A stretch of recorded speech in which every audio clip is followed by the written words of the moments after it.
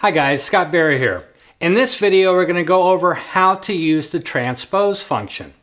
Now in most cases you'll probably learn the song in the correct key, but in case you don't, or you have a singer or a guitar player or somebody that tunes different that needs things shifted in another key.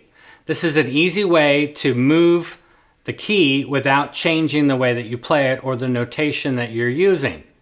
So how do we transpose? There's a couple different ways to do this.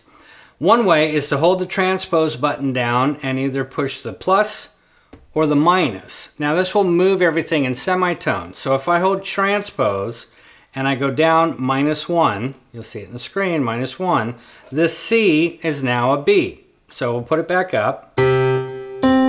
C, if I go down 1, you can hear that it's now a B.